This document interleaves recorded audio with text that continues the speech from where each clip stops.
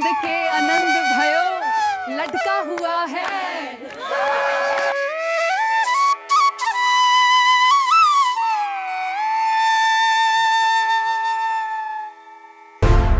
बहुत हुआ, अब किसी को भी नहीं छोड़ूंगा। जब मथुरा के राजा कंस को पता चला कि उसका काल, देवकी का 8वां पुत्र, गोकुल में जन्म ले चुका है, तो वह घबरा गया।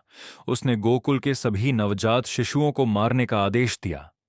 इस क्रूर कार्य के लिए उसने अपनी राक्षसी दासी पूतना को चुना। पूतना रूप बदलने में माहिर थी और वह आकाश मार्ग से उड़ सकती थी।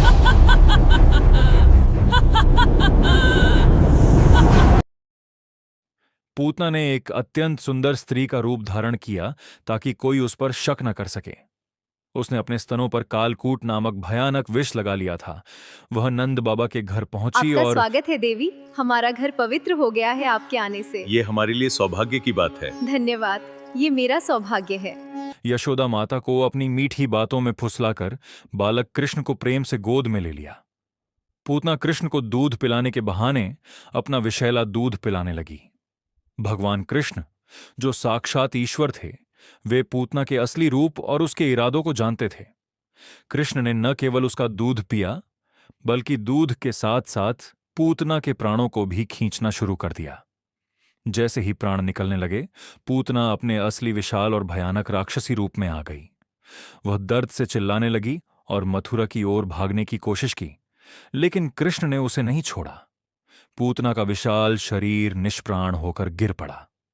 उसके गिरने की आवाज इतनी तेज थी कि धरती कांप उठी। पूतना एक राक्षसी थी, लेकिन चूंकि उसने भगवान कृष्ण को चाहे छल से ही सही माता के समान स्तनपान कराया था, इसलिए भगवान ने उसे धात्री धायमान की गति प्रदान की और उसे मोक्ष दे दिया। जब ब्रजवासियों ने पूतना के शरीर का दाह संस्कार किया, तो उसके शरीर से चंदन जैसी सुगंध आ रही थी, क्योंकि भगवान के स्पर्श से उसके सारे पाप धुल चुके थे। यह कहानी हमें बताती है कि ईश्वर की शरण में जो भी जाता है, चाहे वह अनजाने में ही क्यों ना हो, उसका कल्याण निश्चित है।